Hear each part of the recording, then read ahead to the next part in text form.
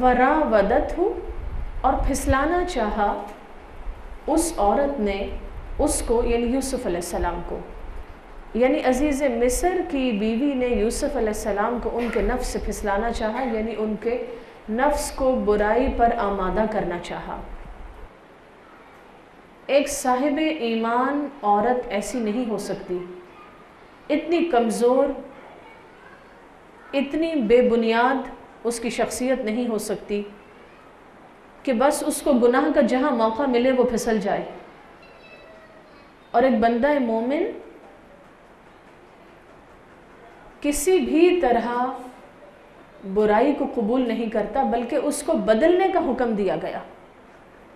اللہ تعالیٰ نے قرآن میں صحابہ رضی اللہ عنہم کی ایک بہت خوبصورت صفت بتائی کہ اللہ نے ان کے دل میں نیکی اور خیر کی محبت رکھی اور برائی کی کراہت ان کے دل میں پیدا کی۔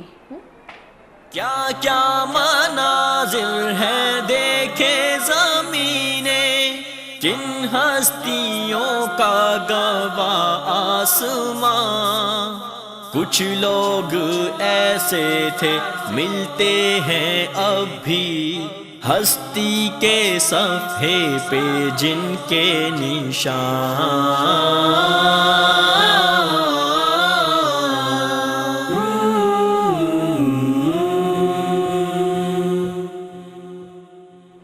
ایک اہم بات یاد رکھیے، یہ چیز اللہ تعالیٰ نے قرآن میں اس کی طرف اشارہ کیا ہے، حضرت آدم علیہ السلام کے واقعے میں بھی اور سورۃ یوسف میں بھی ہمیں اس بات کی طرف اشارہ ملتا ہے کہ شیطان انسان کو غیر محسوس طریقے سے برائی کی طرف لے کے جاتا ہے اور آہستہ آہستہ انسان کو ایسے پھسلاتا ہے کہ انسان ریزسٹ نہ کر پائے، یعنی انسان سمجھ نہیں پاتا، محسوس نہیں کر پاتا اور کہاں سے کہاں پہنچ جاتا ہے۔ اور سب سے بڑی بات یہ ہے کہ بندہ مسلسل حفاظت کی دعائیں پڑھے، کبھی بھی اپنے بارے میں اوور کانفیڈنٹ نہ ہو، اللہ تعالیٰ سے دعا کرے کہ اے اللہ میرے نفس کے شر سے تو ہی مجھے بچانا۔ اسی بات کا ذکر سورۃ یوسف میں بھی آگے ہم پڑھیں گے کہ یوسف علیہ السلام کا کیس جب کھلا اور ڈیسیجن ہوا اور پتہ چلا کہ یوسف علیہ السلام انوسنٹ تھے، تو انہوں نے کیا فرمایا؟ نفس تو ہے ہی ایسا جو برائی کی طرف انسان کو مائل کرتا ہے، یعنی اگر انسان نفس کے شر سے بچ جائے تو اس پر اللہ کا شکر ادا کرے، دل میں اپنی بڑائی کا زوم نہ لائے کہ میں چونکہ بہت نیک ہوں، میں تو ایسا اور ایسا نہیں کرتا، نہیں، اس پر اللہ تعالیٰ کا شکر ادا کرے۔ اب یہاں صورتحال کیا تھی؟ یوسف علیہ السلام عزیز مصر کے گھر میں ایک غلام کی حیثیت میں تھے، اور قرآن و حدیث سے یہ بات ثابت ہوتی ہے کہ یوسف علیہ السلام کو اللہ رب العزت نے حسن کا ایک بہت بڑا حصہ عطا کیا تھا، بہت حسین تھے، بہت خوبصورت تھے۔ نبی اکرم صلی اللہ علیہ وسلم کی معراج کے موقع پر یوسف علیہ السلام سے ملاقات ہوئی اور آپ نے وہاں سے واپسی پر واپس آ کر صحابہ رضی اللہ عنہم کے سامنے اس بات کا ذکر کیا۔ آپ نے فرمایا اللہ تعالیٰ نے یوسف کو شطر الحسن عطا کیا۔ شطر الحسن کی شرح میں علماء نے فرمایا کہ مراد یہ ہے کہ حسن کا، خوبصورتی کا ایک بڑا حصہ یوسف علیہ السلام کو عطا کیا گیا اور جو باقی حصہ ہے وہ ساری مخلوق میں تقسیم ہوا۔ اور ایک رائے علماء کی یہ ہے کہ گویا اللہ نے 100 میں سے 99 حصے یوسف علیہ السلام کو عطا کیے اور ایک حصہ ساری مخلوق میں تقسیم کیا۔ تو بہرحال ایک خوبصورت انسان، ایک پرکشش انسان، ایک اٹریکٹیو انسان، ایک ہینڈسم ینگ انسان، اس کے باوجود شرم و حیا کا پیکر، اس کے باوجود اس کا دل ایمان سے بھرا ہوا تھا۔ نہ تو وہ خود پسند تھا، اپنے آپ کو بہت ایڈمائر کرنا، ہر وقت اپنی ہی خوبیوں کے گن گانا، میرے اندر یہ خوبی ہے، میں اتنا سمارٹ ہوں، میں ایسا ہوں، میں ایسا ہوں، اور شیشے کے سامنے ہی گھنٹوں ضائع کر دینا، اور حال یہ ہونا کہ شیشہ دیکھنے کی ہمیں دعا تک نہ آتی ہو۔ یہ لکھ لیجئے، آپ کی اسائنمنٹ ہے، آپ نے شیشہ دیکھنے کی دعا یاد کرنی ہے. کل آپ سے سنی جائے گی کہ جب انسان شیشہ دیکھے، اپنے آپ کو سجائے سنوارے صاف ستھرا کرے تو ٹھیک ہے، یہ اس کا حق ہے، لیکن یاد رکھے کہ یہ شکل و صورت اس کو کس نے دی ہے؟ اللہ نے دی ہے. اور دوسری اس سے بھی زیادہ اہم بات یہ یاد رکھنے کی ہے کہ اس شکل و صورت کی بنیاد پر اس کے مستقبل کا فیصلہ نہیں ہوگا، بلکہ یہ شکل و صورت اور یہ ساخت اور یہ انسان ہونا اور یہ وجود کا عطا کیا جانا، یہ تو اللہ رب العزت کا فیصلہ ہے. لہٰذا ہمیں یہ دعا سکھائی گئی، اللہم کما حسنت خلقی فاحسن خلقی. اے اللہ، جیسے تو نے میری تخلیق اتنی اچھی بنائی، تو میرے خلق کو، میرے اندر کو، میرے کردار کو، میرے اخلاق کو اس سے بھی زیادہ اچھا بنا لے. فوراً انسان کی توجہ ڈائیورٹ کی جاتی ہے کہ تم جتنا اپنے آپ کو باہر سے سجانے سنوارنے کی فکر میں رہتے ہو، اس سے زیادہ فکر کرو اپنے دل کی، اپنی نیت کی، اپنی سوچ کی، اپنے کردار کی. نبی اکرم صلی اللہ علیہ وسلم نے فرمایا، ان اللہ لا ينظر الى صورکم واموالکم. اللہ تمہاری شکل و صورت کو نہیں دیکھتا، وہ تمہارے مال و دولت کو نہیں دیکھتا. ولکن ينظر الى قلوبکم واعمالکم. اللہ تو تمہارے دلوں کو دیکھتا ہے، وہ تمہارے اعمال کو دیکھتا ہے. تمہارا کریکٹر کیا ہے، تمہاری سوچ کیا ہے، نیت کیا ہے، یہ چیز ہے جو بندے کو اللہ کی نظر میں ویلیو دے سکتی ہے. لہٰذا بہت زیادہ وقت ضائع نہیں کرنا چاہیے صرف اپنے ظاہر کو سجانے پہ. یہ وہ وجود ہے جس کو مٹی میں مل کے مٹی ہو جانا ہے. یہ وہ جسم ہے ہمارا کہ جس کو کیڑوں کی خوراک بن جانا ہے. اصل چیز جو ویلیویبل ہے وہ ہماری اسپرٹ ہے، ہماری روح ہے، ہمارا عمل ہے، ہمارا کردار ہے. لہٰذا ہمیں اس پر فوکسڈ ہونا چاہیے. یوسف علیہ السلام خود بھی بہت حسین و جمیل انسان تھے. زلیخا بھی ایک رائل فیملی ممبر کی طرح، یوں سمجھ لیجئے کہ جیسے کوئی شہزادی ہوتی ہے، اس قسم کی زندگی گزار رہی تھی. لیکن اس کے باوجود جب زلیخا نے یوسف علیہ السلام کو دعوت گناہ دی، وقالت حیت لک، اور کہا کہ آ جاؤ، قال معاذ اللہ، یوسف علیہ السلام نے کہا اللہ کی پناہ، اللہ مجھے بچا لے. انہ ربی احسن مثوایا، بے شک میرے رب نے مجھے اتنا اچھا ٹھکانہ دیا. یہاں ربی میں رب سے مراد نمبر 1 اللہ تعالیٰ ہے، کہ اللہ کی پناہ میں گناہ کروں، میں اللہ کی نافرمانی کروں، میں اس رب کو ناراض کروں جس رب نے میرے لیے ٹھکانہ فراہم کیا، کنویں سے نکال کے مجھے محل میں پہنچایا. ایسا نہیں ہو سکتا، میں ایسا نہیں کروں گا. اور دوسری رائے علماء کی یہ ہے کہ یہاں رب سے مراد عزیز مصر ہے، یعنی رب بمانی مالک، بڑا، سردار. عورت کو ربۃ البیت کہا گیا. عورت اپنے گھر کی ذمہ دار ہے، یعنی گھر کی بڑی ہے، رسپانسبل ہے. تو دونوں چیزیں مراد ہیں کہ اللہ کی پناہ، اللہ مجھے بچائے اس گناہ سے، میں اس رب کی نافرمانی کیسے کروں جس نے مجھے ٹھکانہ دیا، یا میں عزیز مصر کی نافرمانی کیسے کروں، وہ میرا مالک ہے، میں غلام ہوں اور اس نے مجھے عزت اور احترام دیا اور میں اس کی عزت میں خیانت کروں. انہ لا یفلح الظالمون، حقیقت یہ ہے کہ ظالم کبھی کامیاب نہیں ہوا کرتے، ظالم کبھی فلاح نہیں پایا کرتے. عورت جب فتنہ بن جائے تو مرد کے لیے بہت بڑی آزمائش ہے. شاید ہی شوبز میں آنے والا یا میڈیا کے ذریعے دکھائے جانے والا کوئی سین ایسا ہو جس میں برائی کے لیے عورت کا سہارا نہ لیا گیا ہو. اور اگر عورت کو نکال دیا جائے تو میرا خیال ہے دعوے سے کہا جا سکتا ہے کہ یہ ساری برائی کی عمارت کلیپس ہو جائے گی. اگر عورت باحیا ہو جائے اگر عورت کو ڈھانپ دیا جائے، اگر عورت فتنہ نہ بنے تو یہ ساری عمارت ڈھہ جائے گی۔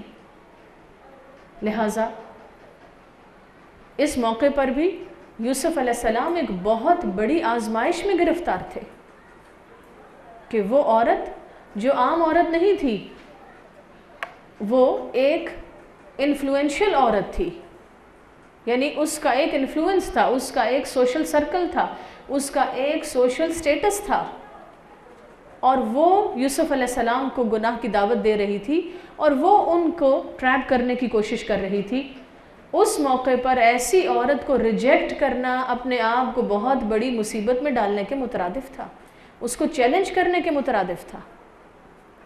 لیکن وہ شخص جس کے دل میں اللہ کی بڑائی ہو، وہ پھر اللہ کے مقابلے میں اور کسی کو بڑا نہیں سمجھتا، اور خصوصاً جس کے دل میں اللہ کی بڑائی ثابت ہو جائے، پھر اس کے لیے برائی، گناہ، بے حیائی کے کام یہ بہت ہیچ ہوتے ہیں، پھر اس کے لیے ٹھکرا دینا برائی کو آسان ہو جاتا ہے۔ اب یہاں ایک اور اہم بات لکھ لیجئے، مجھے اپنے نفس کو مضبوط کرنے کے لیے، اپنے ایمان کو مضبوط کرنے کے لیے زیادہ سے زیادہ اپنے رب کے بارے میں جاننے کی ضرورت ہے۔ میرے رب کی کیا صفات ہیں، میرا رب کتنا طاقتور ہے، میرا رب السمیع اور البصیر ہے، میرا رب ہر بات کو سنتا ہے، خواہ وہ گناہ کی دعوت ہے، خواہ وہ کوئی سرگوشی کا انداز ہو، لیکن میرا رب ہر چیز کو سنتا ہے اور وہ ہر منظر کو دیکھتا ہے، اس کو معلوم ہے کہ کیا ہو رہا ہے۔ اللہ تعالی ہماری شرم و حیا کی حفاظت کرے۔ اور بہت ہی تکلیف دہ واقعات ہیں جو سننے کو ملتے ہیں۔ جو کچھ اسکرین پہ ہوتا ہے وہ تو شاید صحیح ہے یا غلط ہے، لیکن ہمارے معاشرے میں بہت کچھ ہو رہا ہے، ہمارے ہی شہروں میں، ہمارے ہی آس پاس بہت کچھ ایسا ہو رہا ہے جو شیطان کی لگائی ہوئی ایک آگ ہے جو بھڑک رہی ہے، اور اس کے پیچھے جو سب سے پہلی وجہ ہے وہ یہی ہے کہ جہاں شرم و حیا میں کمی ہے، جہاں ایمان کمزور ہے، وہاں شیطان کے لیے آسان ہے کہ وہ ڈریگ کر انسان کو اور کسی برائی کی دلدل میں گرا دے۔ لہٰذا کسی بھی ایسی چیز کو اسکرین پر بھی، میڈیا کے ذریعے بھی اگر پروموٹ ہو رہی ہو تو اس کو بھی اوائڈ کیا جائے، موبائلز کے استعمال میں محتاط رہا جائے، کوئی رانگ کالز اٹینڈ کرنے کی ضرورت نہیں ہوتی۔ اور یہ بھی شیطان سجھاتا ہے کہ کوئی بات نہیں، اگر کوئی رانگ کال ہے اس کو ڈسکس کریں اس کے ساتھ، اس کو سمجھائیں۔ ایک بات یاد رکھیں کہ اللہ تعالیٰ نے قرآن میں اس چیز کا ذکر کیا ہے کہ شیطان اپنی آواز کے ذریعے بھی بہکائے گا۔ ہر وہ آواز جو انسان کے بہکانے کا سبب ہے وہ دراصل شیطان کی آواز ہے، اور خاص طور پر ان میرڈ بچیوں کی کوئی ڈیوٹی نہیں لگائی اللہ تعالیٰ نے کہ وہ موبائل پہ رانگ کالز پہ آنے والے جو بھی مرد حضرات ہوں یا جو بھی کوئی لڑکا ہے اس کو پہلے دعوت دیں اور اس کو سمجھائیں اور اس کو مسلمان بنائیں۔ یہ ان میرڈ بچیوں کی ڈیوٹی تو قطعاً نہیں لگائی گئی، اور ایک ہی جھٹکے میں کاٹ دینا چاہیے جو بھی گناہ کی طرف سے آنے والی کوئی دعوت ہو، اور اسٹریٹ فارورڈ اس کو یا اپنے فادر کو دیں یا اپنے بھائی کو دیں، میرڈ ہیں تو اپنے ہسبینڈ کو دیں، بیٹے کو دیں کہ بیٹا یہ کوئی صاحب ان سے بات کرنے کے کیا معاملہ ہے۔ کبھی بھی کسی رانگ کال کو اپریشیٹ نہ کریں۔ انٹرنیٹ چیٹنگ انتہائی محتاط ہونے کی ضرورت ہے۔ ایون SMS کے ذریعے شیطان تو کوئی راستہ نہیں چھوڑے گا نا پکڑنے کا، لہٰذا SMS کے ذریعے اگر کوئی ایسے میسیجز فارورڈ ہو رہے ہیں جو برائی پر مبنی ہیں تو ایسے میسیجز کو سختی سے کنڈیم کریں۔ ایک مسلمان مرد اور مسلمان عورت کا اتنا خوبصورت ریلیشن شپ اللہ تعالیٰ نے قرآن میں فرمایا کہ مومن مرد اور مومن عورتیں تو ایک دوسرے کے ولی ہوتے ہیں، ساتھی ہوتے ہیں، مددگار ہوتے ہیں۔ کس رستے پہ؟ یأمرون بالمعروف وینہون عن المنکر، وہ تو خیر اور بھلائی کی دعوت کو عام کرنے میں ایک دوسرے کو سپورٹ کرتے ہیں، وہ تو برائی کو مٹا دینے میں ایک دوسرے کے سپورٹرز ہوتے ہیں۔ وہ ایسے نہیں ہو سکتے کہ سارا معاشرہ اپنے آپ کو مسلمان بھی کہے اور ایک دوسرے کو گناہوں کی دلدل میں کھینچنے کے لیے کوشاں ہو۔ ایک دوسرے کے لیے فتنہ اور آزمائش نہیں ہوا کرتے مسلمان مرد اور عورتیں۔ مسلمان مرد اور عورتیں ایک دوسرے کے محافظ ہوتے ہیں، ایک دوسرے کو پروٹیکٹ کرتے ہیں، ڈیفینڈ کرتے ہیں۔ لہٰذا اگر کہاں یہ کہ ہم کسی کے لیے فتنہ بنے، اگر کوئی ایسا ہو جس کو شیطان ایز اے ٹول استعمال کرنا چاہ رہا ہو تو اس کو روک دیا جائے کہ ہماری وجہ سے وہ فتنے میں نہ پڑے۔ خاص طور پر ان میرڈ بچیاں، وہ ایکسپیرینس نہیں رکھتی، ان میں وہ میچیورٹی نہیں ہوتی جو ان کے پیرنٹس جس طرح ان کو گائیڈ کر سکتے ہیں۔ اچھا، ایک بڑی ہی اہم بات ہے، استاذہ کی تفسیر سن رہی تھی تو بہت ہی خوبصورت بات استاذہ نے کہی کہ یہ شیطان کا اتنا بڑا ٹریپ ہوتا ہے، اور اس کی وجہ کیا ہے؟ اگر کوئی شخص یہ کہہ دے کہ آپ سے تو مجھے بہت محبت ہے اور آپ مجھے بہت اچھی لگتی ہیں، تو دراصل ہم یوں محسوس کرتے اس نے ہم پہ احسان کر دیا، کیونکہ انسان سب سے زیادہ اپنے آپ سے محبت کرتا ہے۔ تو جب کوئی یہ کہتا ہے کہ آپ تو واقعی محبت کے لائق ہیں اور واقعی بہت اچھے ہیں، تو ہم اپنے نفس کے ہاتھوں گرفتار ہو جاتے ہیں، اور اس طرح ایک احسان کے بوجھ کے تلے دب کے انسان کو شیطان چپ کروا دیتا ہے کہ نہیں، یہ تو بڑی محبت کی بات ہے، یہ تو بڑی دل لبھانے والی بات ہے۔ یہ محبت جس کا اظہار زلیخا نے کیا تھا، یہ ہمارے معاشرے میں بھی اور شاید ہر دور میں تھوک کے بھاؤ فروخت ہو رہی ہے، یا شاید مفت ہی تقسیم ہو رہی ہے، لیکن یہ شیطان کا بہت بڑا ٹریپ ہے، بہت بڑا جال ہے جس سے اپنے آپ کو بچانے کی ضرورت ہے۔ اسی لیے آپ دیکھیے، اسلام نے کسی بچی کو نکاح کے معاملے میں خود فری ہینڈڈ فیصلہ کرنے کی اجازت نہیں دی۔ ایک مسلمان بچی کے نکاح کا فیصلہ کس نے کرنا ہوتا ہے؟ ولی نے کرنا ہوتا ہے۔ لہٰذا اس کے پیرنٹس کو ذمہ دار بنایا گیا، اتنی بڑی رسپانسبلٹی پیرنٹس کو دی گئی، اور اس کی وجہ کیا ہے؟ وجہ یہ ہے کہ عورت کی عزت کی حفاظت زیادہ مشکل کام ہے، زیادہ بڑی ذمہ داری ہے۔ اللہ تعالیٰ کا کیا جاتا تھا؟ اللہ تعالیٰ کہہ دیتے ٹھیک ہے جو چاہے کرو، عیش کرو۔ کس کو نقصان پہنچنا تھا؟ کس کو تکلیف پہنچنی تھی؟ عورت کو تکلیف پہنچنی تھی، عورت کو نقصان پہنچنا تھا۔ لہٰذا اللہ رب العزت نے اس کو والدین کے ہاتھوں اور ولی کے گویا سایہ شفقت کے تحت اس کو پروٹیکٹ کیا، اس کو حفاظت دی، اس کو شیلٹر دیا، تاکہ ایک محفوظ ہاتھوں سے نکلے اور شوہر کے محفوظ ہاتھوں میں جائے۔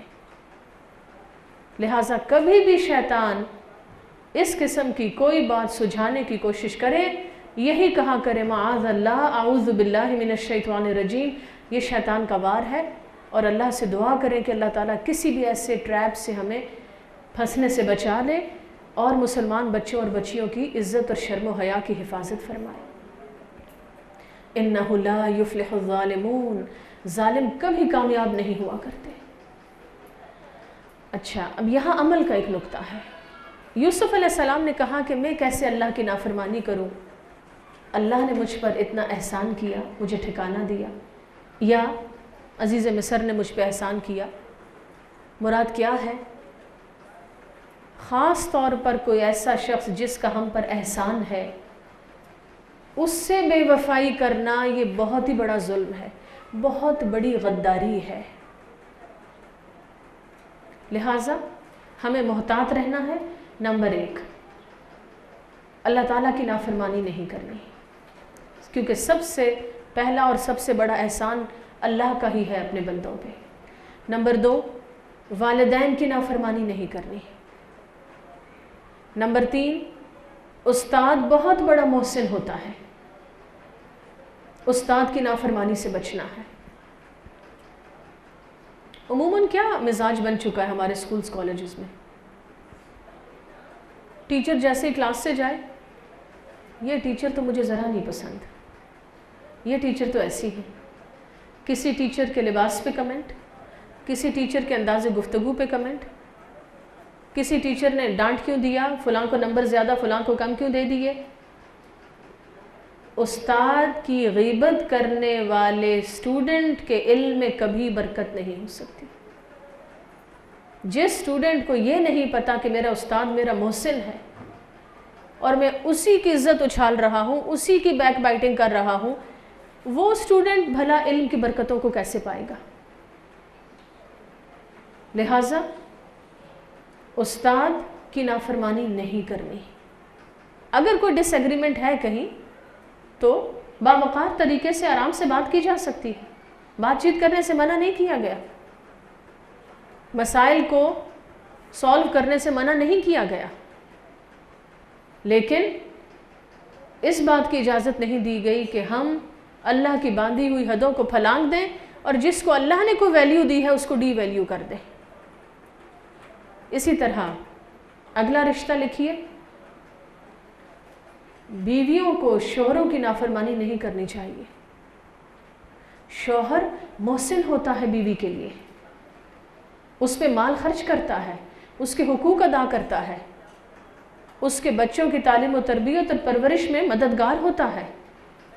شوہر ایک شیلٹر ہے بیوی کے لیے، شوہر ایک بہت بڑی نعمت ہے اللہ کی طرف سے۔ اور یہاں زلیخا اپنے شوہر کے حق میں بھی خیانت کر رہی تھی، اور یہ سب سے بڑی غداری اور بے وفائی ہے کہ ایک شادی شدہ عورت اپنے شوہر کے حق میں خیانت کرے۔ اسی طرح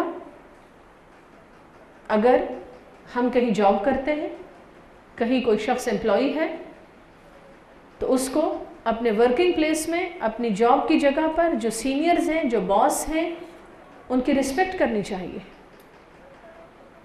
وہیں سے ارن کرنا، وہیں کام کرنا اور اسی شخص کو رسوا کرنا۔ یہ بالکل ایسے ہے کہ جیسے وہ محاورہ ہے نا ایک ہمارے ہاں کہ جس تھالی میں کھائے اسی میں چھید کرے، اسی میں سوراخ کرے، اسی کو خراب کرے۔ ایسا شخص بھی دراصل کمزور ایمان والا ہے، سامنے کچھ ہے، پیٹھ پیچھے کچھ ہے۔ احسن مثوایا انہ ربی احسن مثوایا، اللہ کی پناہ میں کیسے برائی کروں، میں کیسے خیانت کروں، میں کیوں غداری کروں کہ میرے رب نے مجھے اتنا اچھا ٹھکانہ دیا۔ انہ لا یفلح الظالمون، اور بے شک ظالم کبھی فلاح نہیں پاتے۔ وَلَقَدْ هَمَّتْ بِهِ، اور البتہ تحقیق اس عورت نے ارادہ کیا تھا اس کا، وَهَمَّ بِهَا، اور وہ بھی ارادہ کر لیتا اس عورت کا، لولا، اگر نہ، الرَّأَى بُرْحَانَ رَبِّهِ، اس نے اپنے رب کی برہان اگر نہ دیکھی ہوتی، اگر اس کے پاس وہ علم اور حکمت اور اللہ کی معرفت اور پہچان نہ ہوتی تو شاید وہ بھی پھسل جاتا۔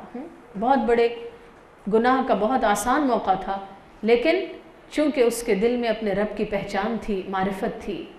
کذالک، ایسا ہی ہوا، لنصرف عنہ السوء، تاکہ ہم پھیر دیں اس سے برائی کو، والفحشاء، اور بے حیائی کو، انہ من عبادنا المخلصین، بے شک وہ ہمارے چنے ہوئے بندوں میں سے تھا۔ یہاں لکھ لیجئے، اللہ کے بندوں میں شامل ہونے کے لیے میں نے اپنے آپ کو برائی اور بے حیائی سے بچانا ہے۔ اللہ نے بے حیائی اور برائی سے اس کو بچا لیا، وہ بچ گیا، اس نے باطل کو، دعوت گناہ کو قبول نہ کیا۔ کیوں؟ انہ من عبادنا المخلصین، کیونکہ وہ اللہ کے چنے ہوئے بندوں میں سے تھا۔ جب شیطان نے یہ چیلنج کیا تھا کہ اے اللہ میں تیرے بندوں کو بہکاؤں گا، تو اللہ رب العزت نے اس کو مہلت دی، اس کو ایک اپرچونٹی دی، لیکن ساتھ ہی یہ فرما دیا کہ جو میرے چنے ہوئے بندے ہیں اس پر تیرا کوئی زور نہ چلے گا۔ اگر ہم شیطان کے پھندے سے بچنا چاہتے ہیں، اللہ کے بندوں میں شمار ہونا چاہتے ہیں، ہمیں کیا کرنا ہوگا؟ شرم و حیا کی حفاظت کرنی ہوگی، برائی سے بچنا ہوگا۔ ایک طرف ہم نماز پڑھیں اور ہم کہیں ہم اللہ کے بندے ہیں، نماز پڑھتے ہی جائے نماز چھوڑ کے بھاگے چلے آئیں ٹیلی ویژن کے سامنے، مس نہ ہو جائے یہ ایپیسوڈ، یہ سین ہم سے رہ نہ جائے، یہ فلاں کوئی نئی چیز شروع ہوئی ہے، یہ ہم سے رہ نہ جائے۔ ایک صاحب ایمان شخص خیر کے رستے پر آگے بھاگتا ہے، فاستبقوا الخیرات، نیکیوں میں سبقت کرو، نیکیوں میں دوڑ لگاؤ۔ ایک صاحب ایمان شخص وہ نہیں ہو سکتا جو برائی کے رستے پہ دوڑ لگا رہا۔